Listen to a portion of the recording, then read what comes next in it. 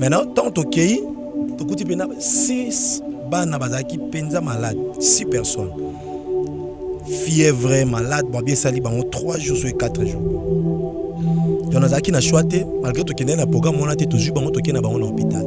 Nasi bandeko bango na bili nini basali bango consultation et ba na tongo nango ba sala ki bango déjà ba examen. Maintenant Jenny na wana mususu parce que Jenny libumu na izovimba ba bi ke faut aya na Kinshasa to kende cinquantenaire pour ba examiner et tout.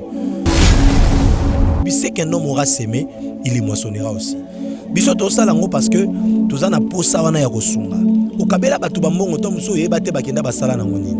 Mais dis-moi ah biso to ozwa mbongo to memi yango na bilili. Mondo moni bilili wana ya bana ndengo omona. Tokena bango na hôpital a bien parce que on les a dispensaires moko kaka ya quartier kuna na Kasangulu.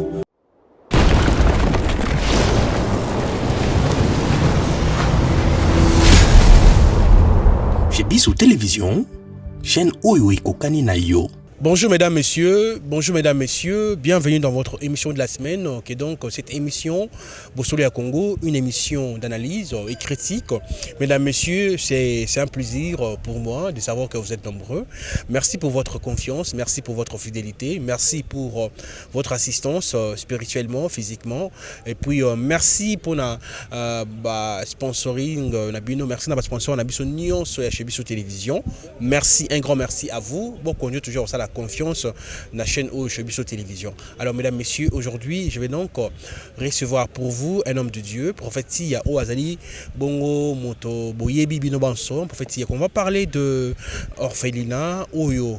Tomonaki l'autre fois ndenge bana basenga ki esika ya kolala bana bazuba matela bana bazuya kolia tomonaki bongo bana bazali esika ya kosukola te toilette ya mabe à travers mon sel nzambe prophétia na aide na bino botinaki bambongo basali bana toilette basali bana douche et puis bana bazaki toko mais loko etikala ki zaki bongo bana bazaki baladi tomonaki oyo azaki na problème ya cœur musali un problème na ibité mvimbaki malnutrition azaki makasi kasi senga ki ba na hôpital cause moi traitement côté la état de santé na bango o etikala ki me na moni bongo prophète ya kene ko rendre bana na visite beaucoup mona na bilili ndenge ba kene na hôpital ndenge ba sali ba examen kasi etikala l'étape ya kisi esengeli bana wana bazwa kisi ya komela po ete ba sali bango ba examen ensemble na prophète ya to kosolo ko koyiba qu'est-ce qui manque pour que bana wana bazwa ba kisi moto na Nzambe. Bonjour papa sangoni ngolo Nzambe leki nyoso.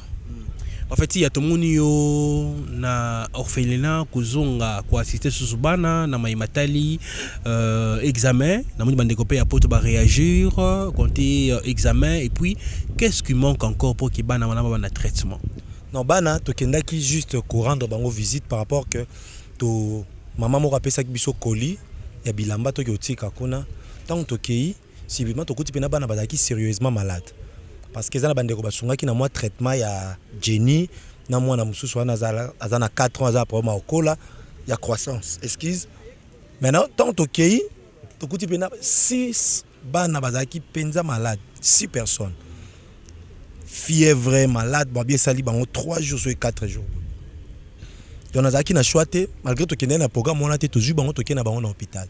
Nasi bandeko bango na bili nini basali bango consultation et na tongo nango ba sala ki bango déjà ba examen. Maintenant Jenny na wana mususu parce que Jenny libumu na izovimba ba bi ke faut aya na Kinshasa to kende cinquantenaire pour ba examiner et tout.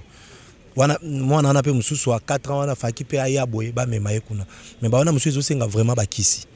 Biso to sala ki par na biso biblo bi muto azo pesa babola azo defisa Nzambe. Na lo bara boye zana ba mbongo mususu bande ko ba baby saton mususu na ba bar na ba boîte et fouter le côté. Mais ceux qui te souviennent ou pas, tu pèses bano bazangi ba parents, Nzambo aza papa na bango, azanga te ko kanisa biso. Bible c'est qu'un homme aura sémé, il les moissonnera aussi. Biso to sala ngo parce que toza na posa wana ya kosunga. Okabela batu ba mbongo to muso yeba te bakenda basala na ngoni. Mais dis-moi ah biso to ozwa mbongo to memi yango na bilili. Mondo moni bilili wana ya bana ndengo omona. To kena bango na hôpital a bien parce que on les a dispensaires moko kaka ya quartier kuna na Kasangulu, automeki un peu pesa bango ba premier soin. Mais bana baza vraiment malade.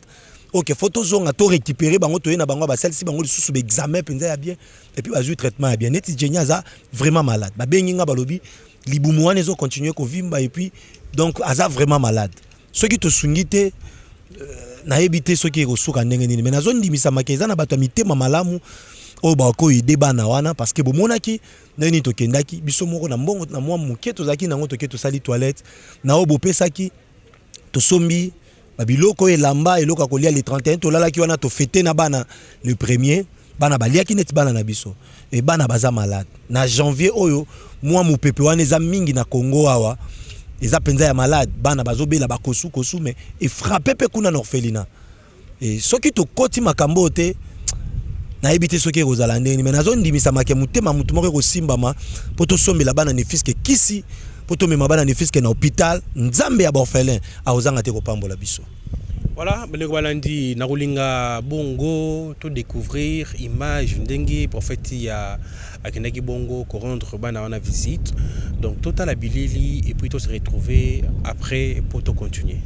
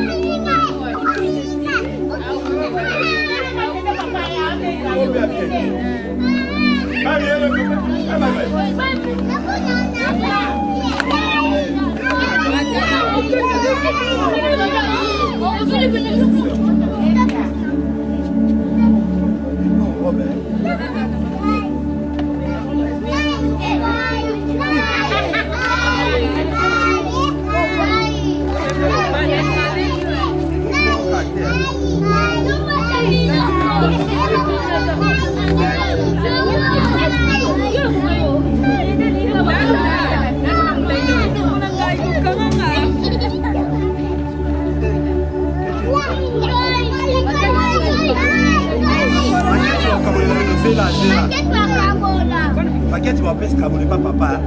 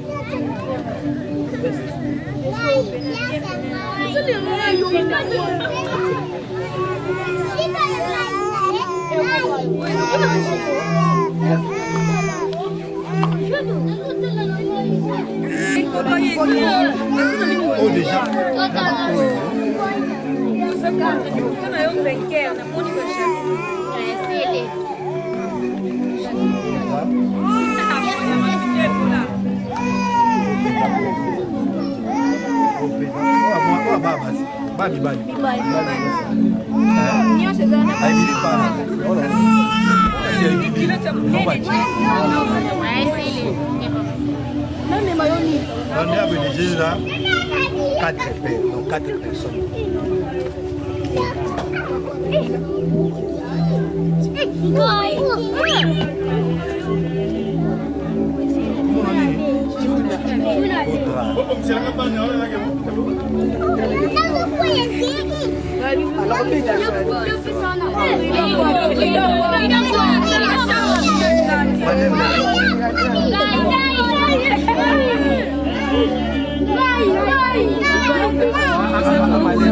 Oh,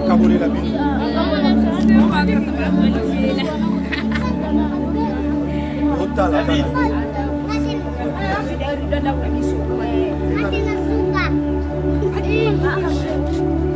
Yoga simba kanyoso.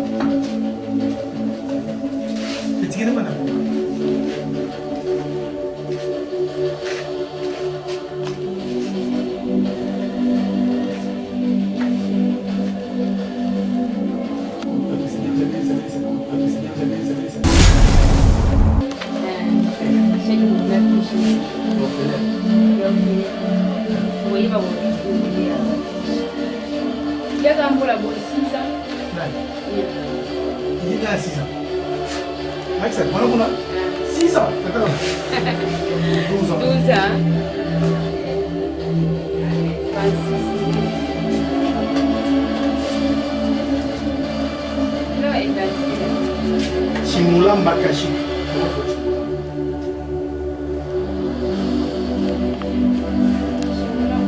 Kashi.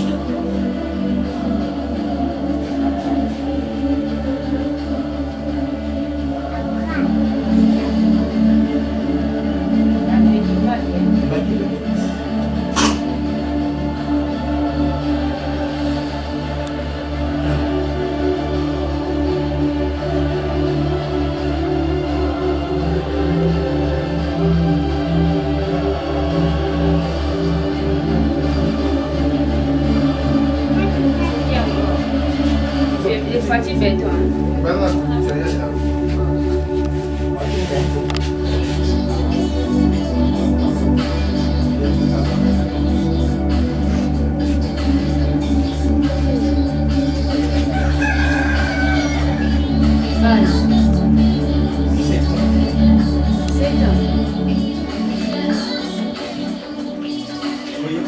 Chimulamba Daju. Daju.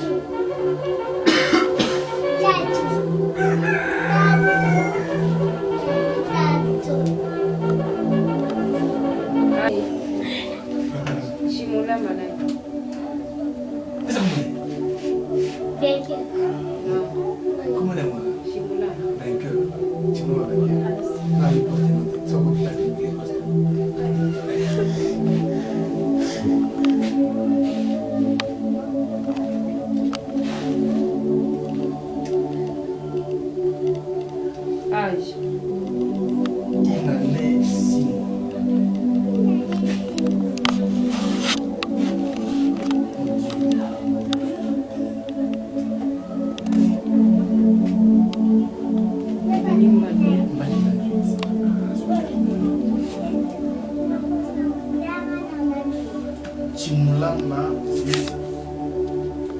Isaac.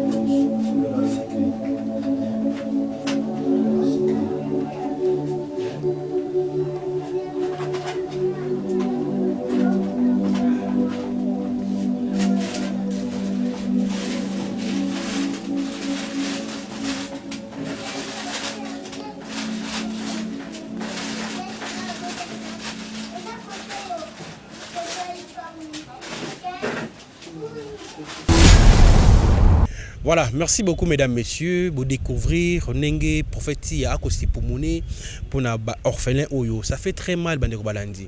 En tout cas, on a reçu un abonné le moko moni mbongo na biso to boité ba pasteur pe ba singibalia to boité ke singili bo panza on na ba bar et to ba boaka bino mais ta la place à kolona mabeloko ya kolona po ete nzambe lobi akanisela yo. Moni bana oyo bazana moto okipe bango te ni lipa ni eloko kolia bomoni ne bane komuso batini mwa bilamba ya kolata et sali malamu mingi na yango kokanga motema te to sunga bana oyo bazwa traitement moto na nzambe to moni yo okenda ki kuna na bilamba ngo kokabola bilamba to moni carton to moni bana musu ne ba ko pona bilamba wana lecture ko sala bato oyo ba penser ki pe na bana wana. OK, bato ba penser ki na bana na vraiment nzamba pambola bango mais du moins oyo tozo senga ko sunga eza déjà bien.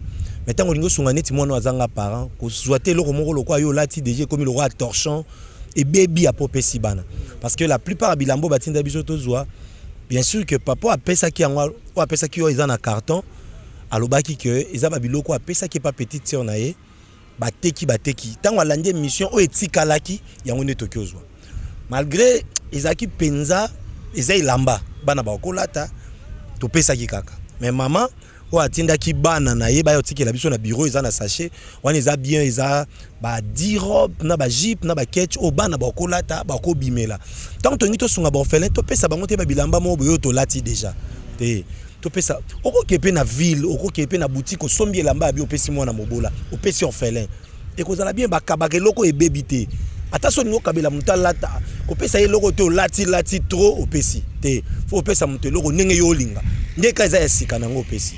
Mais bana wana baza bano bazangi ba parents yango muntu ngai to komisila bango to ngai to tinda mais to bité to komaka biso moko to kabolela bango pona kati bilamba ne koza pe na bilamba mususu eza ya bien boko tike pepa mukolo orphelin aza mutu mukolo orphelina aza mutu akoza pe mususu atali pe bana ne moko atali yango to yaki nango biso moko to komo kabolela bango. Mais du moins mbala sima vraiment na pesi merci na papa pe maman obatinda ki biloko wana parce que ba beto tanga kombote même mbala sima ceux qui to tinda la pena bana biloko ata ya moi bien et koza penza lipamboli mingi.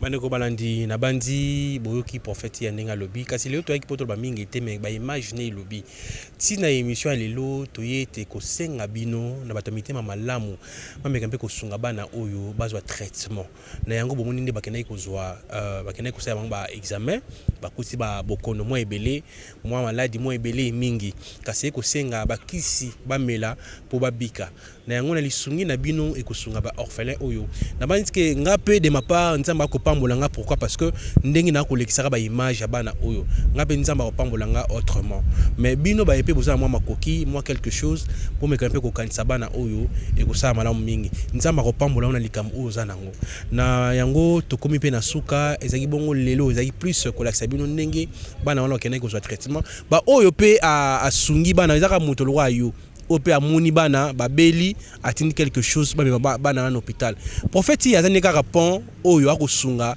bino na lusungi na bino ye botindeli ye amemi asungi en tout cas to sunga e kozamala mingi moto na nzambe mot de la fin et puis ko baksa nini na batu nyonso oyo basala quelque chose na ba ope bazolinga ko baksa susu pona kosunga ba orphelin ba o basala ki quelque chose tozo tikate ko sambela pona bango chaque fois butu na moi tozo sambela ka penza pona bato bazo pesa eza bato musu ba ose pumone papa fona tinda azo pesa to musu a privé bana na ye to musu a privé mo nga so meloko mabite na pesa po ba orphelin balia nzambe ya bana bitike azanga te ko pambola yo bato nyonso basunganga na vita na bandaka ofanda libanda nzamba kanisa bango na yebaka papa o abokoli ngai penza o mama leki nango azwaka ngai na 2 semaines mobali na ye azaka un simple photographe papa vai et lelo aza cadre na banque centrale lelo aza na lopangu aza na mituka mibale ebi pona nini po asungaka mwana moko bo aza orphelin mwana moko boyo ba parents bazate azwinga serwana bazaki no ba makangu mama leki nanga ndo me manga na classe mais ye a opesa quand même mbongo na nga elipe bando ute pana na ki jeune garçon na nyonso na ki photographe et lelo asutuka akoma engagé na banque centrale soko sungi mobola soko sungi orphelin nzambe oya bana ba orphelin aozanga te ko pambola peut-être nazolo bana batubwe occasion yango ya kosunga ya kolona na mabele ya malamu parce que opesa to musu na ba orphelin o monate bayoka bayibiso ke toke na orphelinat balakso ni image balakso ni photo ya orphelin bato msupo pesa bakanga ba téléphone tilelo mais biso soko pesi okomona ti tozokende na orphelinat ti topesi na ndenge tokende na hôpital okomona bana baza malade soki tosungi bango ekozala lipamboli mingi yo ozoyoka mongongo na nga kokanga motema te bible lobi moto azopesa mobola azodefisa nzambe na mokolo ne ya pasi nzambe akokanisa ye tika nzambe akanisa biso ba numéro nanga eza yango wana contact okobenga eza plus 243 84 087 52 21 plus 243 84 087 52 21 wana eza WhatsApp eza appel okobenga même WhatsApp obengi numéro ya Airtel Man ezali plus 243 97 15 39 602 plus 243 97 15 39 602 soko bengi biso okozwa biso yo kosunga nzambe akozanga te kopambola tokoleka lisusu awa tokolakisa ba image ndenge nini tosali musala nzamba pambola biso. Merci Moto Nzambe. Mesdames, Messieurs, on est arrivé à la fin de cette émission. Entretien et les Kitoko Mingi. Merci na peuple de Dieu Nyon Soba Kobanza pour ba orphelin. Oyo Nyon Soba contribuer na avancement ya projet topé na kusunga bana oyo bana bitiko oyo nzambe apambola bino zone sa ya mingi koleka. Ba oyo pe bazana besoin ya kusunga pe kaka numéro ya prophète ya ngwana bo mona numéro ne Airtel Man zape wana numéro ne pe ya compte bancaire pe kozala wana kala mingi te pona ba transfert na bino nyon so pona kusunga ba orphelin na ba orpheline na bandi. Merci beaucoup na réalisateur Enoch Brabatadi Enoch Mata Enoch Mata donc comme qui m'a ngamuke. Merci na Jonathan Mukadi pour l'assistance permis ya Enoch. Merci na bato nyonso balingaka Chebiso télévision tokutani bongo mbalasima pour l'émission Ansika.